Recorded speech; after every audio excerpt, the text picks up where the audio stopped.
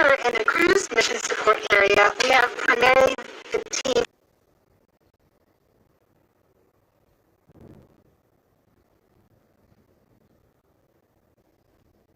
people you may hear talking today are the flight director, the conductor of our operations orchestra here, the entry, descent, and landing, a member of the landing team tasked with understanding the execution of entry, descent, and landing, and then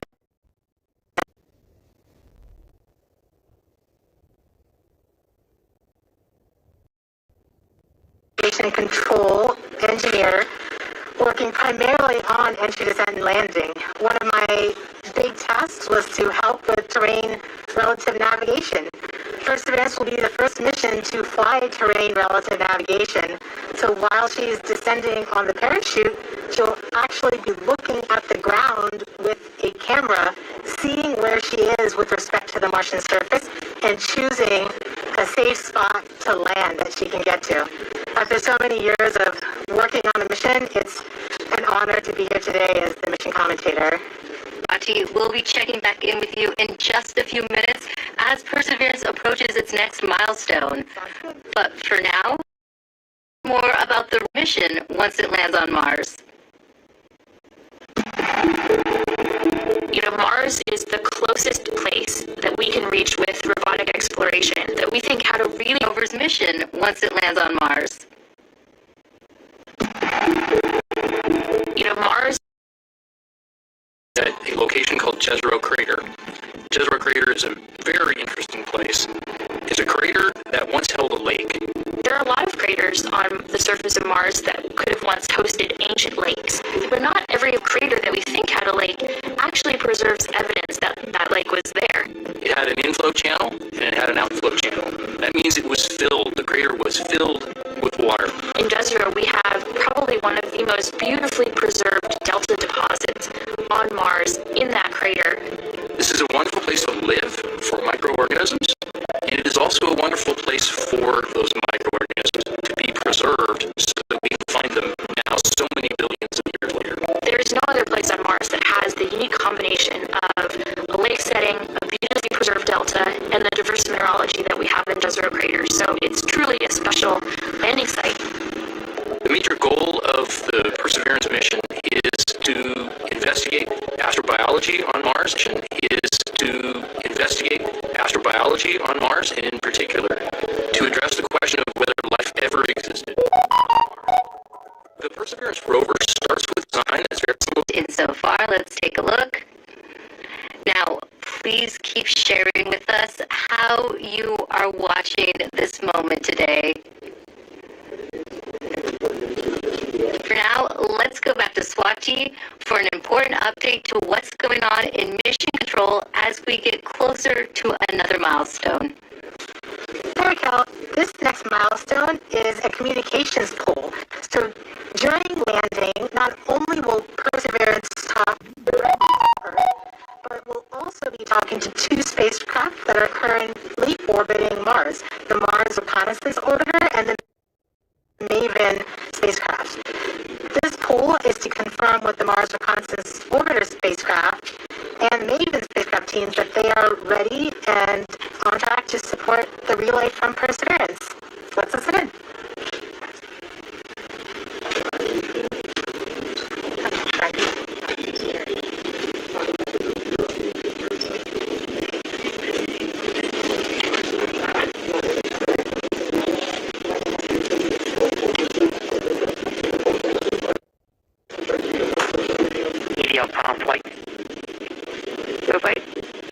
Have you performed the comm check and readiness of the orbiters? We have performed the voice check and the readiness poll and can confirm that MRO, MAVEN, EDA, Radio Science 1 and 2, UHF, CTE, CSN, and EDL, GDS are all ready to support. Copy, EDL.com.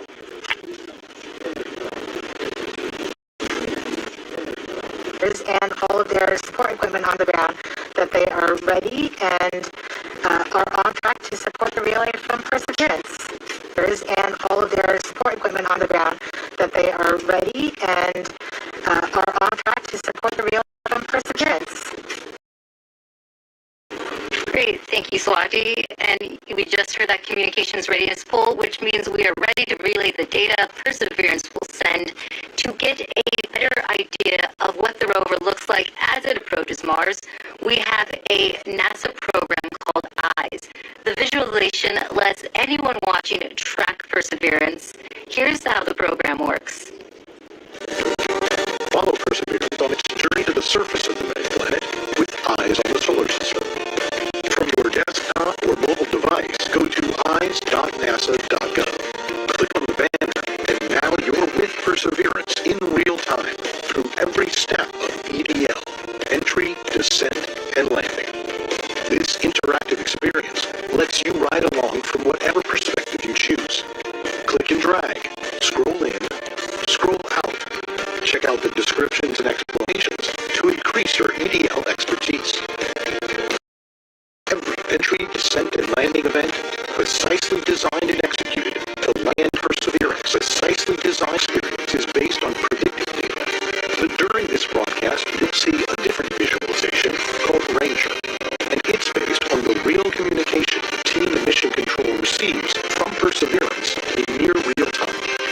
This is the visualization the team will follow as data fills their screens while monitoring the health of Perseverance on its nerve-wracking course to another successful Mars landing. Enjoy the ride.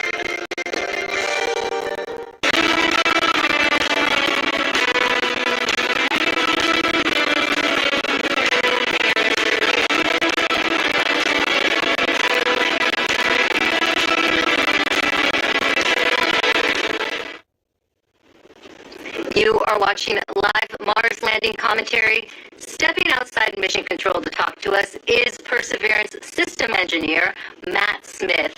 Thanks for joining us today, Matt. Hey, Raquel. Well, coming from Mission Control, we are going to hear terms related to landing. Can you help us understand what some of them mean? Sure, definitely. One thing you'll hear a lot about is telemetry. So telemetry is just our way of talking about data that's coming from the spacecraft and telling us important things like temperatures on the vehicle, pressure, how much safety of the vehicle. You'll also hear the word nominal, hopefully. Nominal means everything is expected, everything is okay, we're good to go. You'll hear also a lot about velocity and deceleration. So velocity is just our speed combined with the direction we're going. And deceleration is our slowing velocity. So we're coming in at over 12,000 miles per hour, and we're going to slow down to a nice, comfortable 2 miles per hour at landing, and that's our deceleration. Speaking of landing, you may hear a couple important terms at landing itself. One is RIMU stable. So the RIMU is a device on the rover that measures the rover's orientation and whether it's moving. So we want a nice, stable landing spot without any motion. You'll also hear UHF stable, hopefully. UHF stable refers to good telecommunications link with the rover and indicates that we've had a good separation between the descent stage and the rover after the sky crane maneuver. Finally, you may also hear Tango Delta nominal. Means we've touched down on the surface within the expected range of. Thanks for that breakdown. Be too careful when it comes to Mars. You definitely can't take Mars for granted. You know, we've checked and double checked and triple checked everything on our way to Mars. And, you know, even though we've done this once before using the sky crane technique on the Curiosity rover, you know, I think everyone's going to have everyone's going to hold their breath until we're on the surface of Mars this time around. And we have a social media question coming in, Nor the Door. And we have, it is the automated landing sequence, and who wrote the code? Yeah, it's quite complicated. The automated landing... Now, landing on Mars is hard. The pandemic is even struck. Here's the mission going.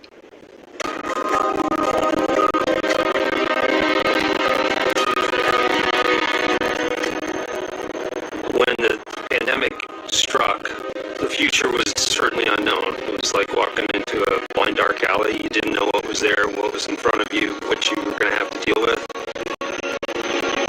It's something that nobody expected. It's something nobody could plan for. So we all were asked to start working from home. Rather than your first priority being mission success and getting to the launch pad, your first priority immediately gets displaced, and it's now the safety of the people. And it took a lot of work to put stuff together in order to keep momentum going, to keep people working safely, keep them healthy, and to keep the project on schedule. We called the effort Mars 2020 Safe at Work, and the objective was to keep the team as safe or safer than they would be if they were not working. You know, putting a spacecraft together that's going to Mars and not making a mistake, it's hard no matter what. Trying to do it in the middle of the pandemic, it's a lot harder. As the countdown to Mars continues, the perseverance of humanity launching the next generation of robotic explorers to that planet. I never done something like this before, trying to lead a team that's flying a spacecraft on the way to Mars while getting ready for landing, while doing it all from home. There's no doubt that working in isolation, not virtual isolation, but in physical.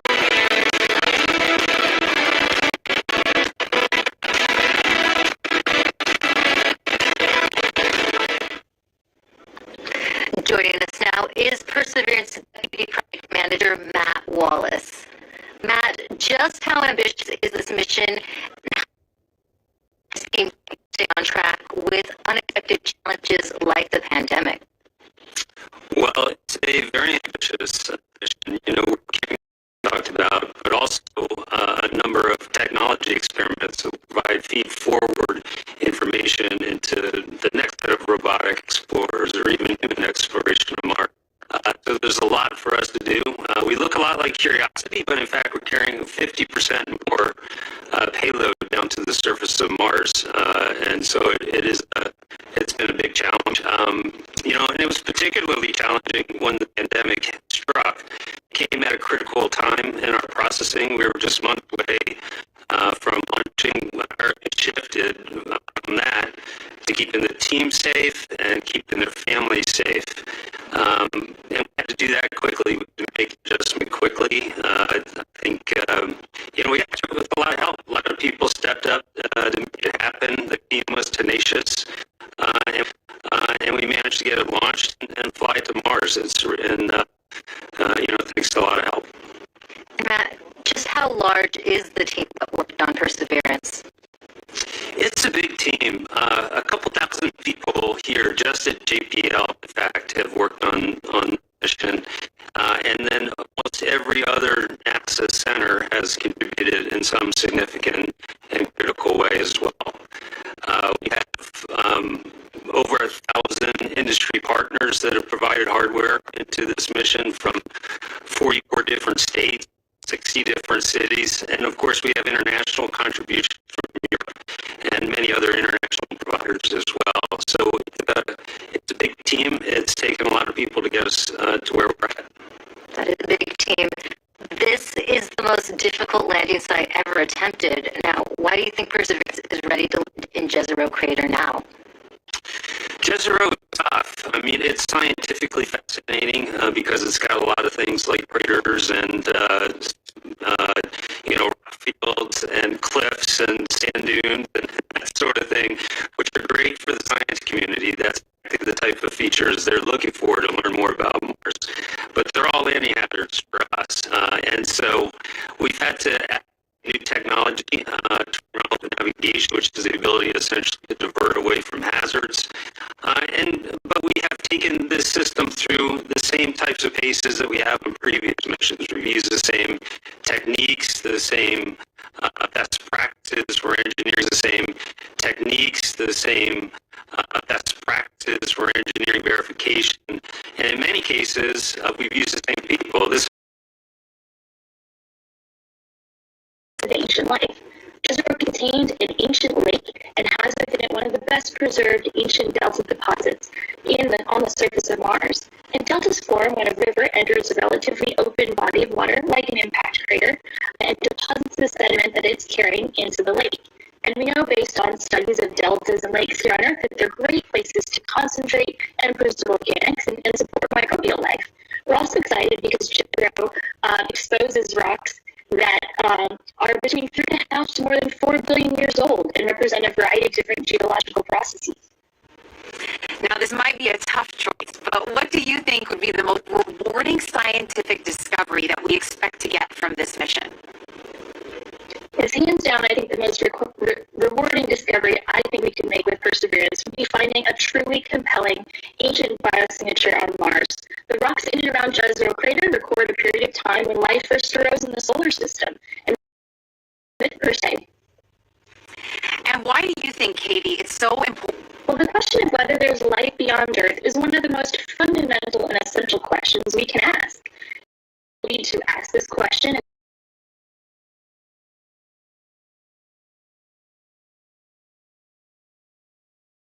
and as a species so unique. And based on everything we know about Mars in the past, and once that happened, liquid water wasn't stable on the surface of Mars anymore. It was too cold and the pressure was too low. And so now Mars is not capable of watching out there today. And thank you so much to you, Katie, for joining us. That was so great. Thank you. Now sending it back over to you, Raquel. Thanks, Marina. Earlier, we were able to catch up with the communication systems engineer, Chloe Sakier. She helps us break down the system used to track Perseverance during landing. The communications infrastructure supporting Perseverance's landing is quite complex. We've rallied a truly global network of relay and communications assets to help us capture and record those precious minutes of entry, descent, and landing, or EDL. We receive a stream of engineering telemetry via these communication assets that helps us see and understand exactly what's happening. Perseverance sends direct-to-Earth X-band tones, each of which provides us with indications of critical entry, descent, and landing events. During entry, descent, and landing, we have two Mars orbiters listening for the ultra-high frequency, or UHF, signals from Perseverance. These orbiters relay these signals to deep space network stations on Earth, Madrid in Spain, and Goldstone in California. The Mars Reconnaissance Orbiter, or MRO, has reconfigured its software to perform a type of relay called bent pipe.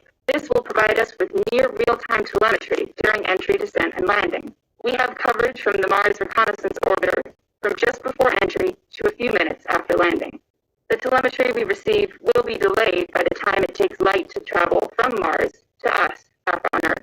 Additionally, the Mars Atmosphere and Volatile Evolution spacecraft, or MAVEN, is recording these UHF signals and will be relaying that recording landing. MAVEN will be covering us from around the time of cruise stage separation until a few minutes after landing. We also receive what we call heartbeat tones, which are indications that the spacecraft is alive and progressing throughout entry, descent, and landing. It's important to note that while unexpected, we could lose our communication links and still land safely. Because Perseverance is doing entry, descent, and landing completely autonomously, she doesn't need our help to joystick the landing. The communication links give us added visibility. And you can see Chloe hard at work inside Mission Control right now. Perseverance's landing might look like the system the Curiosity rover used back in 2012, but landing on Mars is difficult. There's always a risk involved. What needs to happen for Perseverance to touch down safely in Jezero? Nothing can be taken for granted when you a risk involved. Here's what needs to happen for Perseverance to touch down safe. Space always has a way of throwing us curveballs and surprising us. The data that says we're on the ground safely, I'm going to be worried that we're not going to make it. 7 minutes of terror, because it takes about 7 minutes to get from the top of the atmosphere of Mars to the ground safely. The spacecraft has to do all of this by itself. There are many things that have to go right to get Perseverance onto the ground safely. There's a lot counting on this. This is the first leg of our sample return relay case. There's a lot of work on the line. Starting about 10 minutes before atmosphere entry, we get rid of really the spacecraft part of the rover that's been supporting us. We come screaming in to the Martian atmosphere at 12 to 13,000 miles per hour. And the yield is what dissipates all that initial energy. It's guiding itself. When we're going slow enough, we deploy a parachute.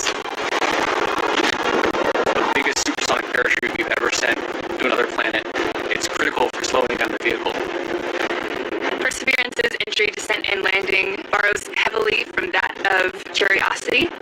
But fundamentally, Perseverance is a different rover. She's bigger, she has different instruments. We added a lot of smarts on the inside to make it more capable so that it can deal with the landing site that we've given. The science team identified Jezero Crater as basically an ancient lake bed and one of the most promising places to look for evidence of ancient microbial life and to collect samples for future return to Earth.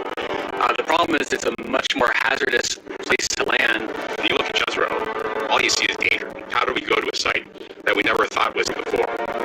So the heat shield, which has protected us all the way through entry, is no longer necessary. We need to get that off so that we can see the ground in a couple different ways. Perseverance will be the first mission to use terrain relative navigation.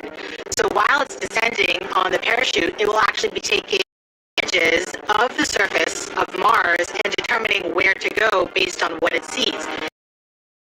Landing with your eyes open. Having this new technology really allows Perseverance to land more challenging terrain than Curiosity or any Mars. Rocks and the craters and the cliffs. These things are hazardous to the rover, but these are the things that are interesting to the scientists.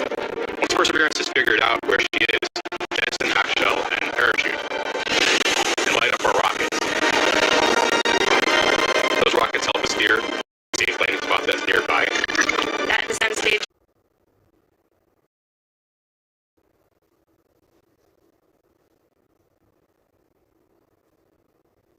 Rover landing, does it get any easier the second time around?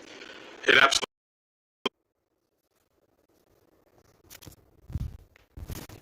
Especially when considering we're trying to have the most complex rover we've ever. It's the most complex rover we've ever.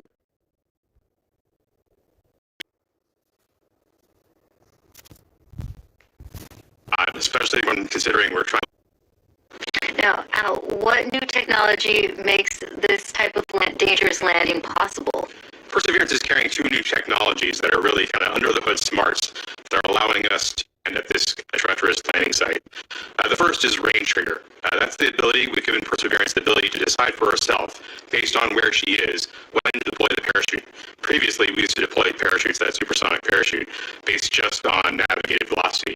But now Perseverance has the smarts to figure out where she is and deploy that parachute at just the right place to make sure that we shrink where we can come down. Thanks for talking to us today, Al. Thank you very much. Now, let's head back to Mission Control for an update from Swati. Hi, Raquel. So remember that command that we sent at around 11:35 to turn the transmitter off?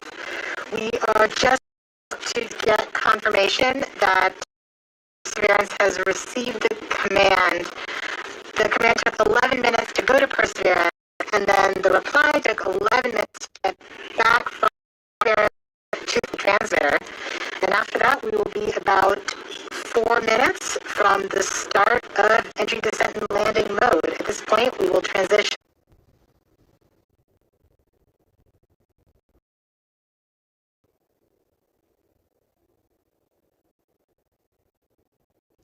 Was a Sojourner rover we spent in 1997. The microwave from place to place, just like a geologist would on Earth. So once we had that, then we sent our twin opportunity. Both of them found ample evidence that was on the surface. We had another question, to our rover fleet. She's the size of a small car with the sky crane system instead of airbag, evidence of a habitable environment in an ancient lake bed on Mars. So now we're sending Perseverance. Perseverance is tasked with answering the question and looking for evidence of ancient microbial. In order to do that, autonomous traverse mode. In fact, her average Curiosity has a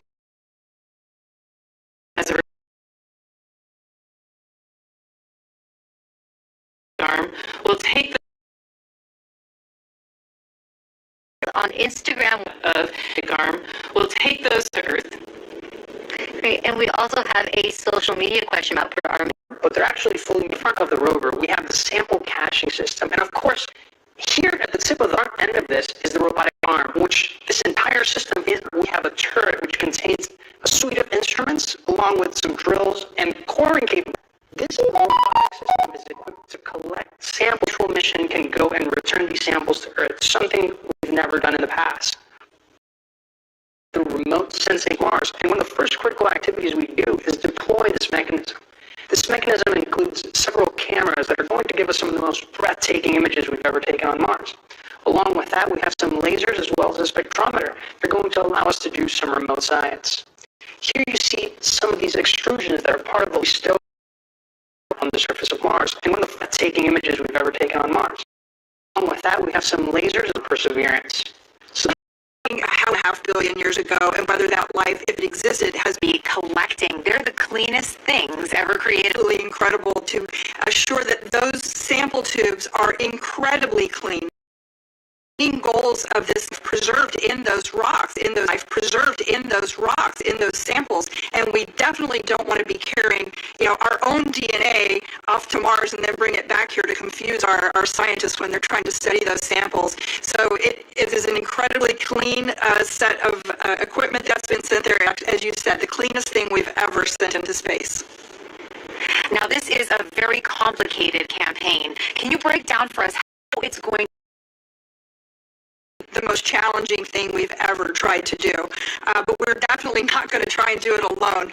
We have great partners with the European Space Agency. If ever landed on Mars, I don't want to be able to launch the humans back off of Mars so that Mars is so exciting, Lori. And speaking about the Mars generation, we're now going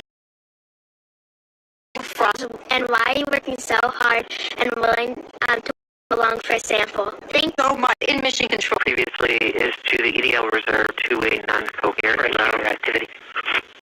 Happy flight. Right. Reputation precedes me there, and okay. I do want to just work, right? I mean, you've battled anomalies, you've dealt with Cephis, you've done everything. You delivered a help, in my opinion. And she's armed with the right information to help us land. Doing the founder update last night were the things we like to do in EDL land, so I very much appreciate that. So you all should sleep in on Friday, since let's land on Mars together. The EDL phase, and as flight director, I also would like to thank the whole team, cruise ops, EDL ops, EDL ops as well. It's been an amazing journey, I think, that, and it's been my honor and pleasure to work with you all side by side. And your tireless efforts and in the face of our truly inspiring. Have mentioned, you guys have overcome great obstacles in the last 6.5 months, and it started with an earthquake, and then all of the achievements that you guys have pulled off in the last 6.5 months. Whatever happens in the next hour and a half, you can be proud of the achievements that you've accomplished so far. Being on the other side, that the rest of our team can be sure. This is a very unusual event. This room is only half as full as it would be in this pandemic, so missing somebody from the team who's not with us here today. And go EDL. Welcome to the EDL family.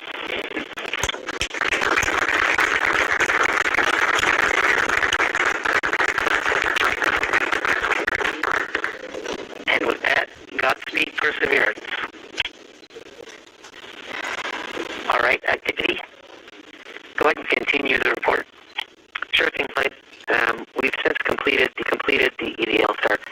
That row reinforces our CBM windows disabled, keeps our packetization on. It turns off our ranging and switches auxiliary oscillator. At this time, we just heard Perseverance team Perseverance tell the rover name and Thanks, Raquel. Earlier, NASA and our partners held a nationwide essay contest for Mars.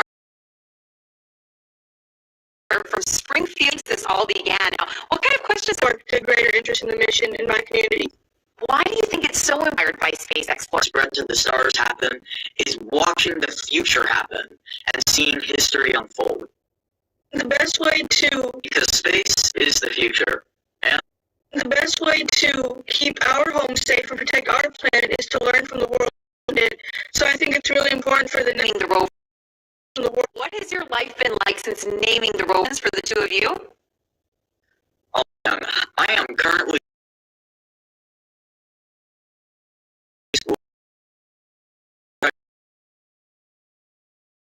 my ultimate show. Look at these kids. So excited. So we've gotten a lot of artwork from kids, which has been great. I know it's better than anything I could bake, that's for sure. Perseverance in a cake. That looks so great. Delicious to that. Another great sale. Thank you so much for your submissions. Countdown to critical thinker, and honestly, those skills are great for whatever you end up wanting to do in life. True. If you want to be a scientist or an opera singer, that holds true. What are you most excited about today?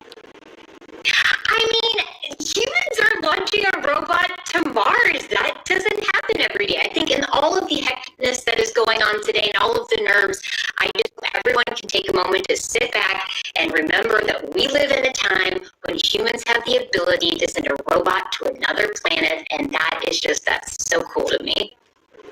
It is very cool, Emily. Take a deep breath here. Booth. You can pose next to the rover, place yourself in our mission control, and taking a selfie on flight to the red planet. It's all available at go.nasa.gov/Mars 2020 Toolkit. And joining us now, JPL Chief Engineer and Landing Veteran Rob Manning. He will be breaking down key moments coming up, and very few people know more about landing on Mars than Rob, going back to the Pathfinder mission in 1997. Thanks for joining us today, Rob. Thank you very much, Rick, for having me here. And what a wonderful experience. What a wonderful day for a beautiful day in California. We're just all so excited here, anxious, worried, but very hopeful.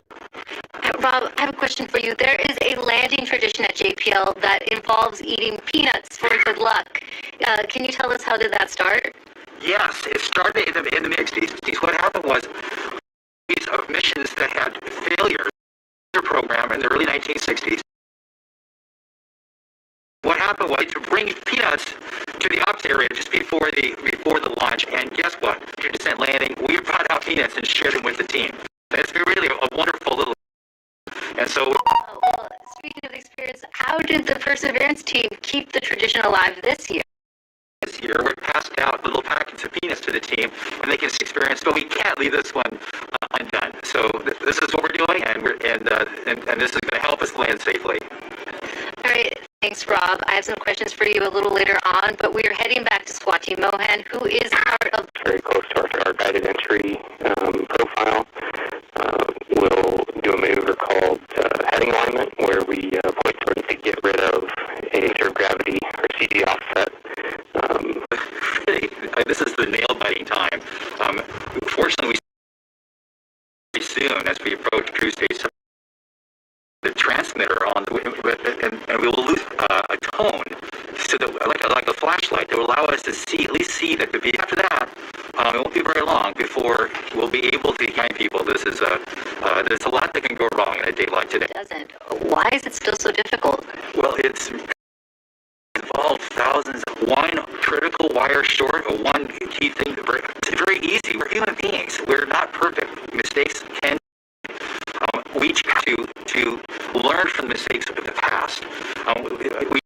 Failures have to remind people it's not going to happen today too. Even though we've had a nice, wonderful string of successes, it's still a bit of a game deck and loaded the dice to make this thing. Tell us what happened. We'll know why. We'll figure it out. And risk and NASA allow, we will try again. As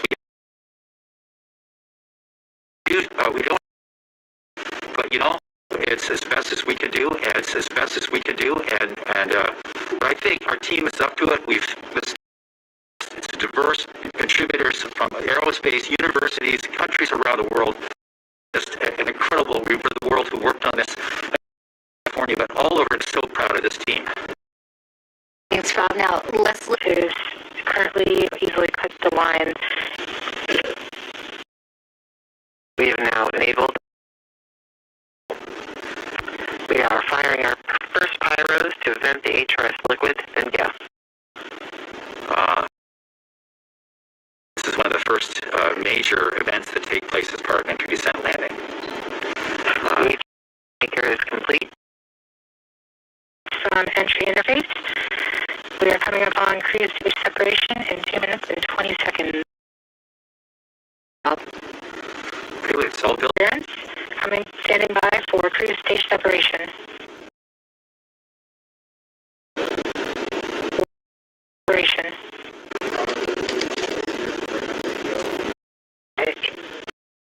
More pulses. At this point, the spacecraft is trying to stop its spin from the cruise. Spacecraft is trying to stop its spin from the cruise 2 revolutions per minute down.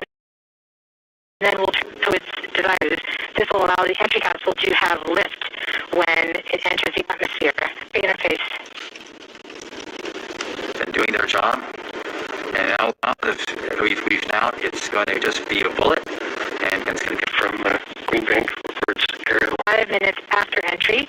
At that time, Perseverance will be no longer in view of our antennas here on Earth. About 90 seconds prior to entry, the Mars Reconnaissance Orbiter should begin receiving telemetry from Perseverance and streaming it to Earth in near real time.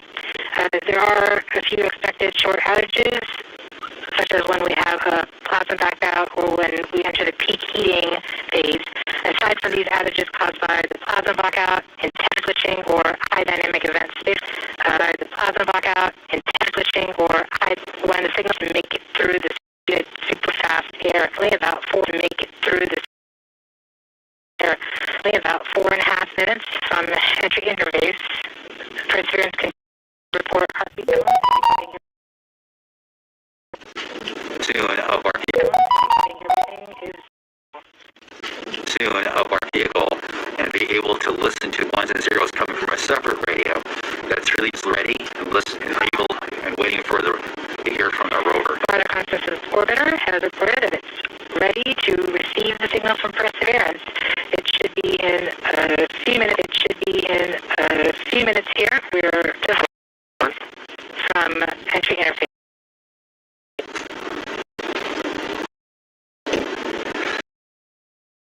One to zero says, but to land safely.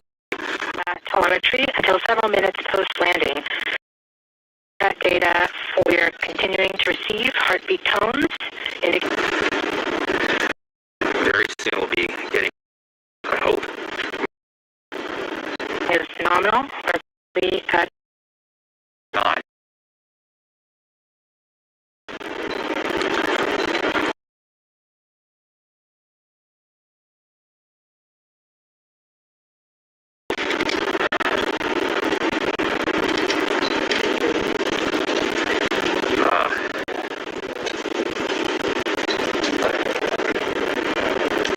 Gravity and accelerating. By the time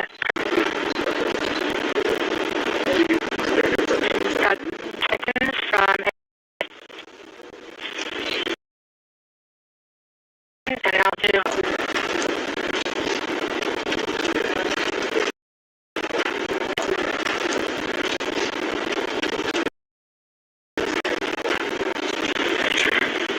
We have confirmation of 120.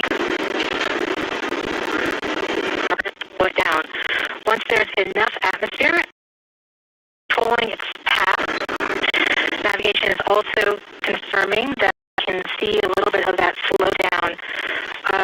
Is about 5.36 kilometers per second and an altitude of about 67 kilometers from the surface. We are probably seeing MRO plasma blackout at this point.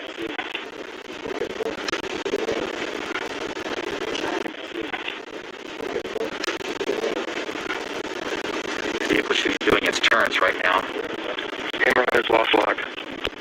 Now performing bank reversals in the atmosphere. These are the steps in order to control its distance to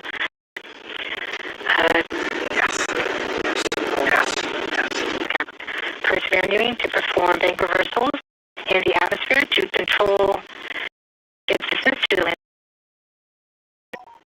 Continuing to perform bank reversals 16 kilometers from the surface of Mars. We have it on Mars, but instead is flying straight to the target.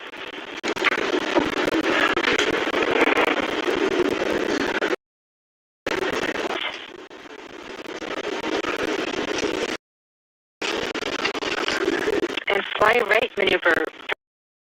Radar, a better look at the ground. And we are seeing significant detail in the velocity. This allows spoken and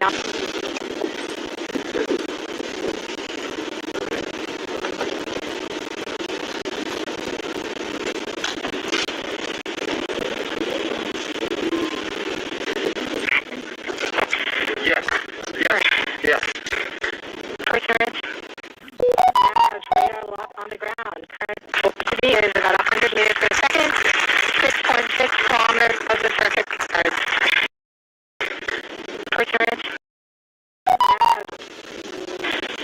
Perseverance is continuing to scan on the surface of Mars, ready to begin seeking the signs of past life. At this point, the descent stage has flown away to a safe distance.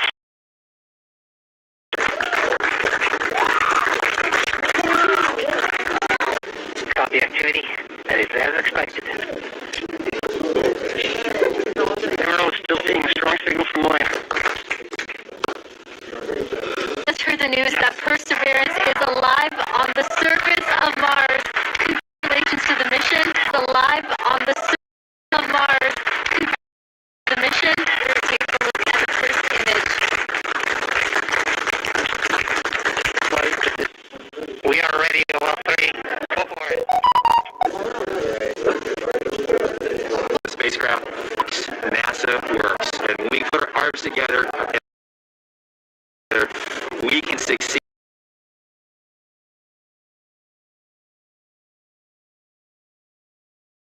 NASA works. NASA works. And when we put our arms together and our hands together and our brains together, we can succeed. This is NASA works. NASA to do these kinds of things.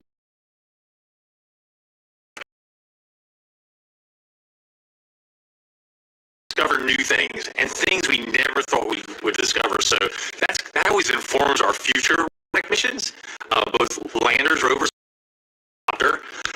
it's an experiment on this mission, but if it's successful, we can use it as an observation science platform by putting instruments on middle.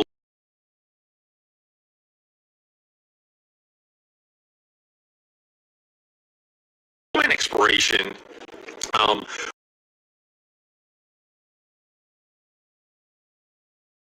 We have the Mars Entry Mars environmental dynamics. When we send people, we're going to have to deal with that dust,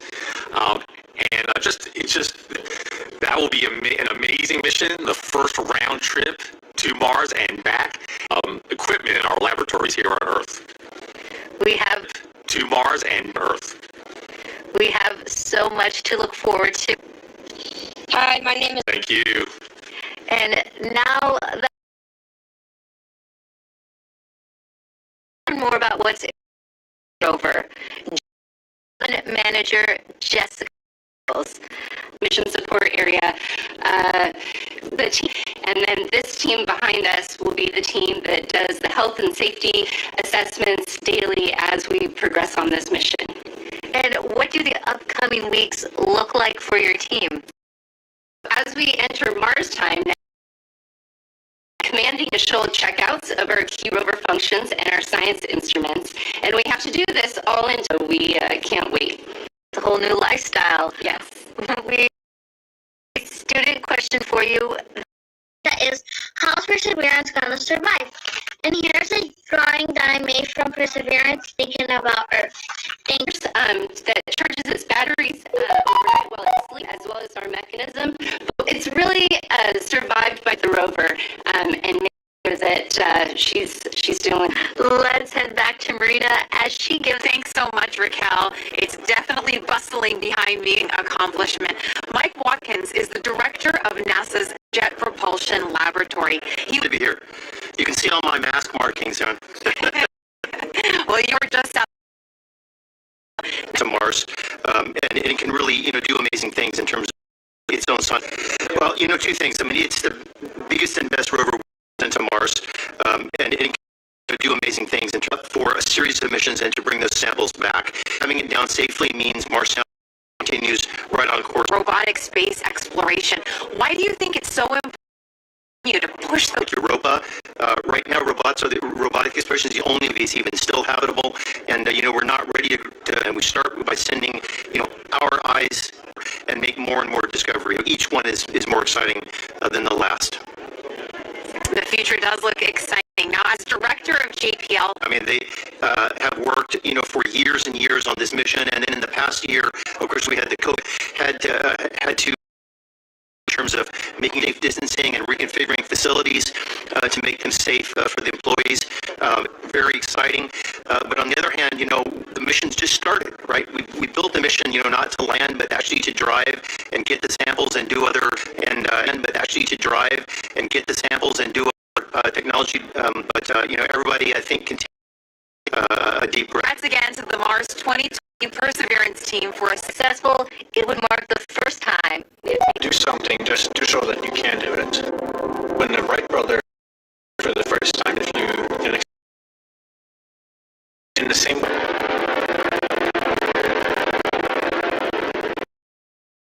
To Mars, so that we can get the opportunity to fly at Mars because amateurs have been compared to lifted. And then the second 426, it's that balance of autonomy.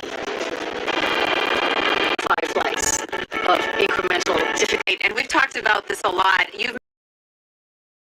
But we system a series of technical steps. We demonstrated lift first, and then we went on to build the full-up helicopter, 1.8 kilograms, about